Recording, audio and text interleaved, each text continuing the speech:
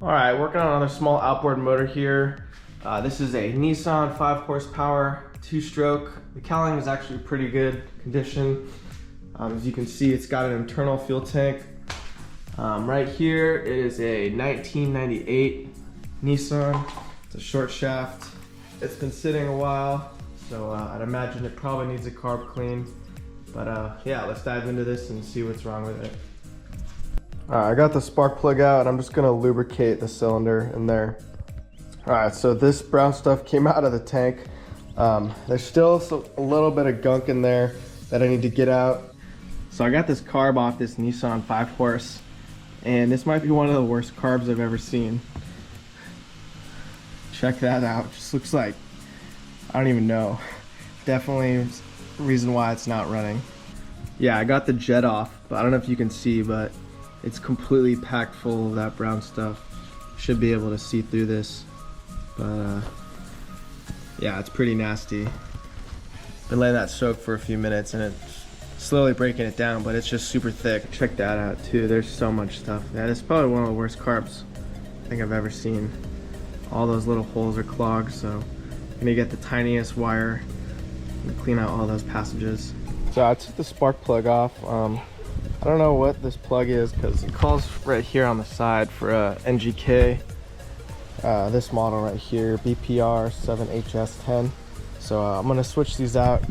It ran fine with this other one, but I've always been of the mindset to use the right manufactured plug, so we're gonna throw this new one on. All right, so I kind of broke off the stem on the internal tank. I have it disconnected because I want to try using an external tank here. So these are the Nissan Tohatsu connectors. You know, I noticed that the valve for the fuel pump is pointing that way, but you know, I may try to just turn the valve pointing here. Looks like I could take off this fuel selector here and then just run a fuel line and have the connectors go right there. But anyways, let's just fire it up.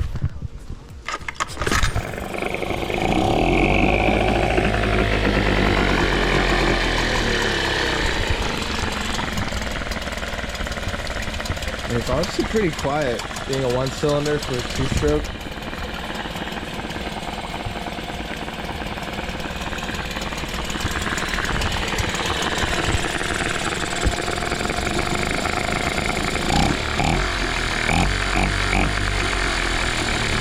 Yeah, I think that carb clean did the job.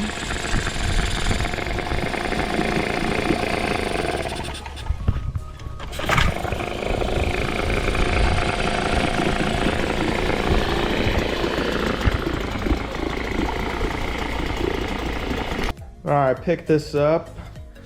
I don't even know, I guess it's an Angler. It's an Evinrude. It's a 5 horsepower right there. But yeah, I just picked it up. I have no idea if it runs. I've never worked on these, but I'd imagine hopefully it's pretty simple. Just a carb clean would be my guess, and hopefully we can get this up and running. So here's under the hood. Looks all right. But see, I've never really seen this before. And on the side here is the, I guess, throttle. Since this motor's likely been sitting a while, I'm just gonna lubricate cylinders here. Just make sure those piston rings and stuff aren't stuck. Alright, finally got the carburetor off this. Pretty much had to disassemble half the carburetor and the pull starter. But based on how dirty these screws holding the bowl on, it might be pretty dirty. Let's take a look. Yeah, that's really kicked on. Oh, wow. Whoa. Oh my God. Wow, that might be the, I said that on the last carburetor I worked on, but wow, that might be worse. Yeah, all this came out of the float bowl, and there's still a little bit more, but the crazy thing is I forgot to record, the motor actually fired up a little bit on starting fluid, so amazing. So I think once we get this cleaned, it should run. You can get a better look now, but yeah, there's just all this caked on stuff in there. Okay, I gave this Evinrude Angler a second carb clean, and I think we got it running pretty decent right now, so let me fire it up for you.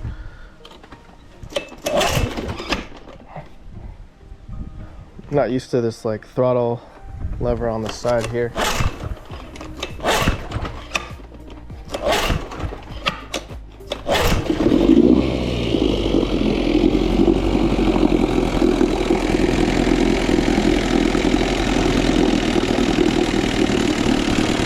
I need to like fine tune adjust the throttle,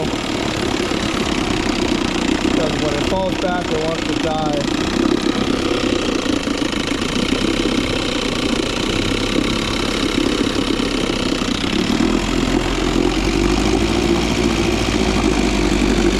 So still working on this Evinrude Angler, and I'm going to change the impeller here in the lower unit.